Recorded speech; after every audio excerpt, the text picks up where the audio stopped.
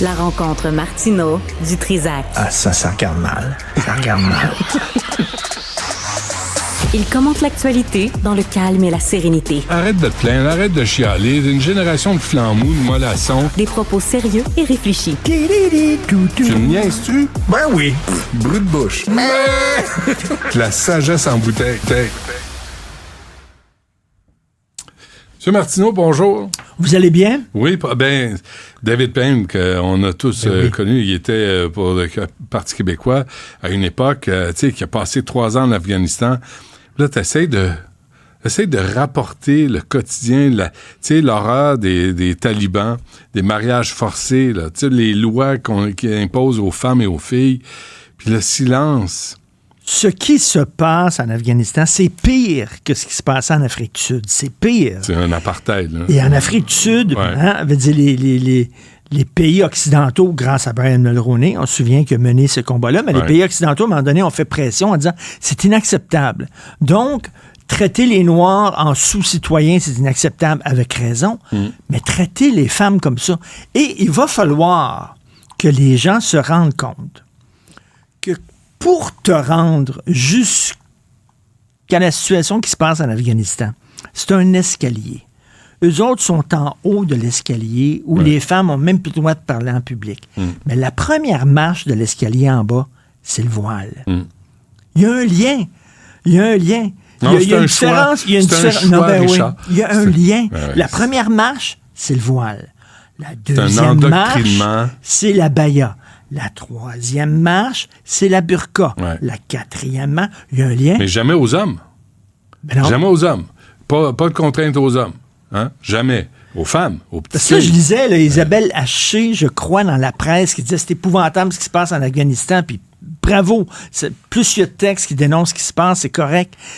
Mais faites un lien avec le voile. Le voile, tu dois cacher tes cheveux, parce que les cheveux, c'est un symbole de sexualité, et il faut que tu caches ta sexualité, il faut que tu caches ton corps. Puis une fois que tu vas avoir le voile simple, après ça, on va dire les épaules. Hey, après ça, on va dire les mains. Après ça, on va dire... Je suis allé à la Ronde, là.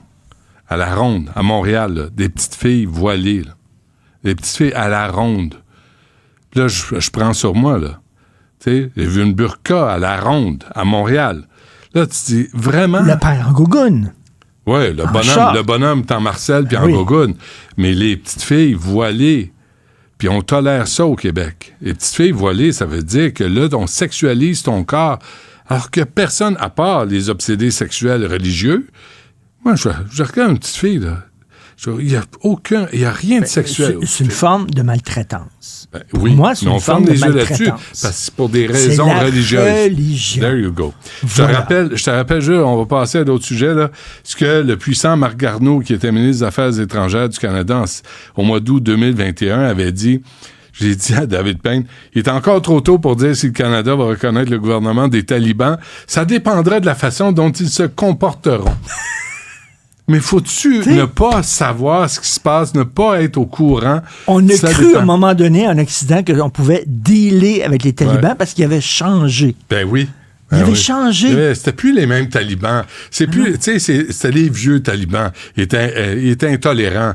Les nouveaux talibans sont tellement plus ouverts sur le monde. Pourquoi? Ça, c'est une opération de relations publiques parce qu'ils voulaient avoir de l'argent. Ils voulaient recevoir de l'argent parce qu'en Afghanistan, c'est super pauvre. Fait que là, on est pognés, on leur donne de l'argent parce que c'est tellement pauvre. Mais qui va gérer cet argent-là là-bas? À qui les ça talibans. Va? Ben oui, puis à qui ça va? Pas aux femmes, là. Ils vont se goinfrer, là, les tordus. Puis Biden qui laisse... Tu sais, il a laissé pour des milliards d'équipements militaires aux talibans. J'espère qu'à CNN aujourd'hui, parce que Biden, Kamala Harris était là. Mais oui. Elle était vice-présidente, là. Si elle savait pas ce qui se passe, elle s'est dit, donnez-y pas un job de présidente parce qu'elle dormait au gaz. Je veux pas plus de Trump, mais pas plus elle, là.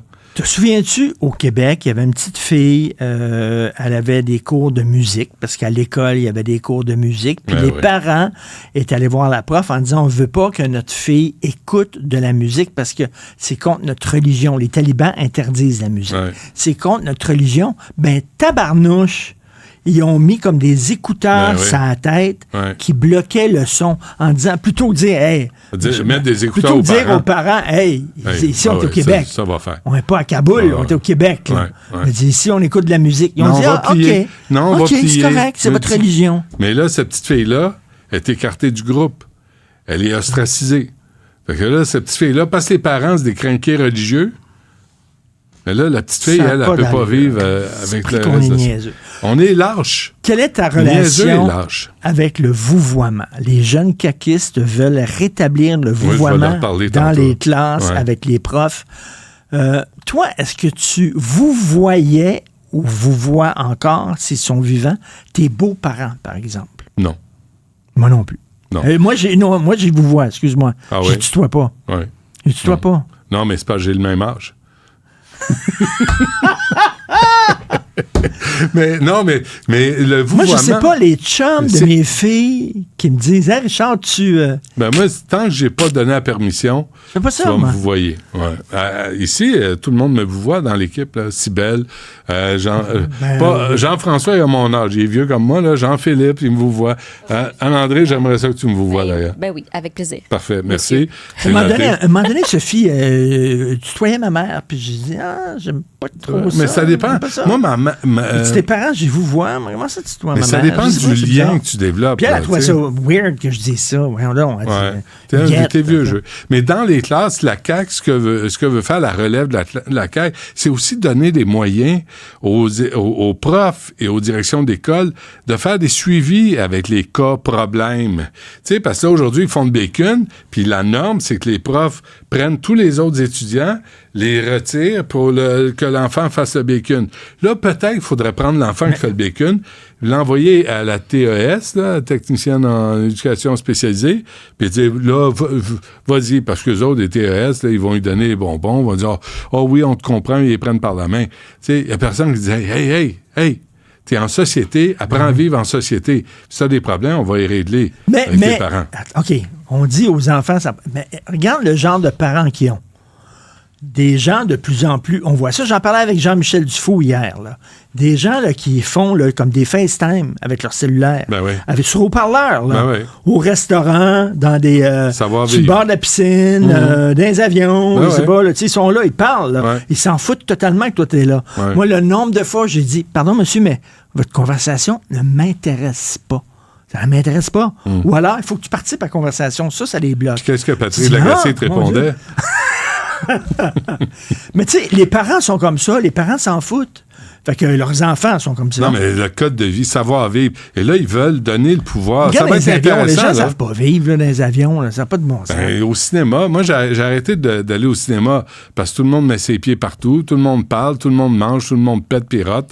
Je veux dire, ça m'intéresse pas de vivre ça. Dans les avions, c'est... Tu sais, si tu tombes sur une mouche à marde, là... Si je veux entendre quelqu'un péter, je vais faire ça à la maison. C'est tout. C'est tout. C'est tout. Mais le vouvoiement aussi, ça crée une certaine distance, là. Là, on va dire que je suis un vieux schnock, mais c'est plus facile de dire « mange de la merde » que de dire « manger de la merde ». C'est plus facile. Tu sais, je veux dire, quand tu crées une certaine distance, le prof, c'est pas ton ami. Le prof, c'est pas ton parent. C'est quelqu'un, c'est une figure d'autorité. Puis tu dis pas aux policiers « hey, toi ». Non, mais il faut pas que les policiers disent aux citoyens « hey, toi ». Et ça, moi, ça me fatigue. Tous les policiers devraient vous voyer n'importe qui. Tu penses que les policiers tutoient? Ah, non, je pense. Je le sais. C'est en général. C'est bête avec eux autres, c'est pas ça. Moi, il m'appelle M. Dutrisac, puis ils sont fins avec moi. Ils me voient, puis ils me donnent pas de contravention, parce que je suis fin. Non, c'est pas vrai. Mais tu sais, c'est un aller-retour, hein. Tu sais, le vouvoiement, le respect, le savoir-vivre, là, si tu tombes sur quelqu'un qui tutoie puis qui te traite comme si t'es un malpropre, t'auras pas le goût de le vouvoyer. Il y a des gens qui sont faciles, c'est facile de tutoyer. Puis moi, j'étais très ami, j'étais très proche de Denise Bombardier. Et Denise, pendant toutes ces années-là, on s'appelait, blablabla, pendant toutes ces années-là, c'était vous. C'était vous. Je pense qu'elle vous voyait son chum, je suis pas sûr. Je sais pas. Mais elle, c'était vous. J'aurais jamais dit, hey, Denise. Des couples qui se vous voient. Qu'est-ce que tu penses, toi? Des couples qui se vous voient. C'est quelque chose. Ben, qui dorment pas dans le même lit. Ben, c'est plus des couples. Non, mais c'est pas des couples. Tu vous vois, tu dors pas dans le même lit. T'es des colocs, là. Avec respect. Oui. Mais ça, c'est une autre affaire. Voulez-vous... Mais j'ai hâte de leur parler parce que je trouve qu'ils ont une piste, là, et ça vient des jeunes pour dire, là, on va rétablir un espèce d'équilibre à l'école et dans les classes. C'est pas vrai que puis c'est les uniformes, c'était pour ça? Certains. Puis les uniformes n'ont pas besoin de coûter cher. L'uniforme peut être un jeans puis un chandail noir. Ben oui. Ça n'a pas besoin d'être un uniforme de l'armée du salut, là. Ça peut être juste quelque chose de très simple, mais tout le monde pareil. Puis là, on parle plus de ça. Fait que là, c'est ça, c'est terminé. Tu n'as pas besoin de parler de la longueur des manches. T'as pas de classe sociale, t'as pas d'enfants qui sont mal à l'aise parce qu'ils peuvent pas se payer des souliers à 500$. Puis t'as pas la bullshit. Tu étais là, t'es entre... Ou la jeune fille qui est peut-être un peu habillée bizarrement pour l'école, puis tu sais pas comment y dire exactement, puis de toute l'affaire, puis ça crée un malaise. C'est ça, l'uniforme partout. Comme, boum, à l'école. Et ça, là, pour commencer... Au travail! L'uniforme au travail. Mais aussi, mais commencer à établir des règles à l'école qui sont pas négociables. Puis je pense que ça va mettre la table pour dire... si t'écœures les gens, tu sais, comme ce qu'on a vu l'année passée, là, les petits baveux qui se mettent en groupe contre un, puis ils le mettent à genoux, puis ils battent. Déjà dire, le prof arrive, je suis un prof, vous êtes les élèves, j'en sais plus que vous. Ouais. Vous allez apprendre de moi, mais c'est pas moi qui va apprendre de vous. Vous allez vous fermer la gueule et m'écouter parce que moi, j'en sais plus que toi. Mais ça, là, faut que tu le dises aux parents.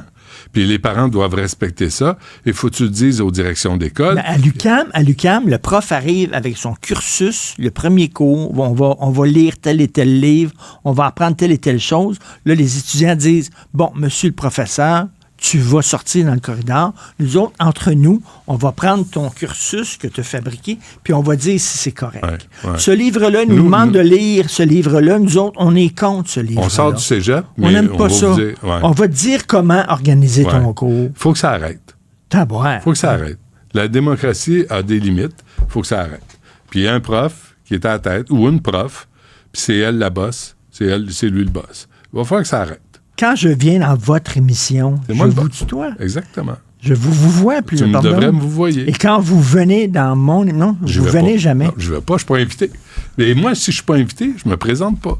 C'est du savoir-vivre. Si tu veux que je sois là, invite-moi. Merci. C'est quel moment de délicatesse et de savoir-vivre, hein? Ben oui. J'ai d'ailleurs à mon émission, j'ai à mon émission une spécialiste de l'étiquette. C'est bon, ça. L'étiquette. Ouais. Pas se salir en mangeant. Commence par ça. Oui. Salut.